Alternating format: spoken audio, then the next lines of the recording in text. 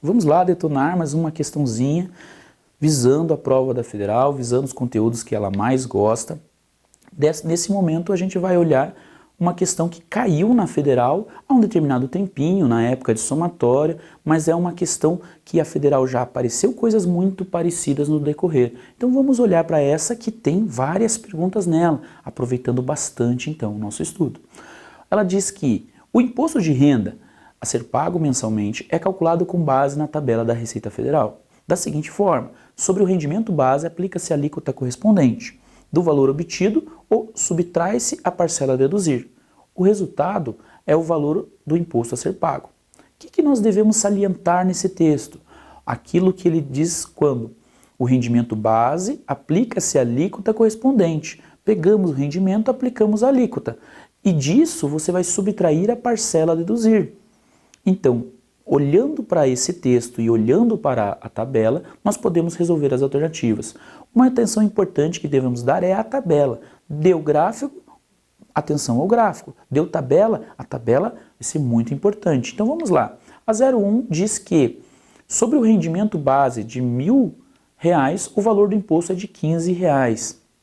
Então, a gente vai notar que R$1.000 está na segunda faixa. Notem que tem três faixas, uma de rendimento até R$900, outra de rendimento entre 900 e 1.800, outra acima de 1.800. R$1.000 vai estar na segunda faixa. Essa segunda faixa tem uma alíquota de 15%. Aplica-se 15% ao rendimento base e subtrai a parcela a deduzir. É o que fizemos aqui. 0,15. Por que 0,15? 15%, 15 por 100. Então, 15 dividido por 100, 0,15 vezes x menos 135. Essa é a função da segunda faixa. Aplicando 1.000 no lugar de x, nós vamos ter 1.000 vezes 0,15, 150, menos 135, R$15. Quando o rendimento base for 1.000, o imposto a pagar é R$15, tornando a afirmativa 01 uma afirmativa verdadeira. Já a afirmativa 02 diz para a gente que, para rendimentos bases maior que R$900, ao se triplicar o rendimento base, triplica-se também o valor do imposto. Devemos ter um cuidado muito grande nessa questão. Vamos olhar o que seria o rendimento para um valor acima de 900. O valor acima de 900 seria a segunda faixa. Então, f de x, 0,15 vezes x menos 135. A mesma função que usamos na alternativa 01. O que eu vou fazer? Eu vou aplicar um determinado valor de rendimento base que eu vou chamar de x1. Ao aplicar x1, acha o y1. Como? Jogando no lugar de x, x1. E descobrindo que o imposto a ser pago é 0,15x1 menos 135. Aqui que você tem que tomar cuidado. Porque quando você triplicar um valor acima de 900, ele mudará de faixa, mudando da segunda para a terceira. Se isso acontecer, a função vai ser diferente. A função agora você vai ter uma alíquota de 27,5% aplicada sobre o rendimento base e subtraído R$360. É a segunda que eu coloquei ali.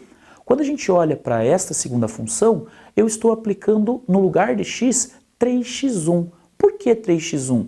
Se na primeira função nós aplicamos x1, agora eu vou aplicar o triplo desse rendimento base. Por isso, 3x1.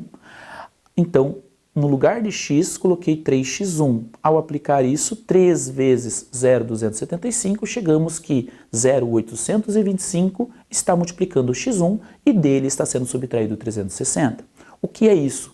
Isso é o imposto quando você triplica o rendimento em relação ao rendimento anterior. O que nós vamos perceber?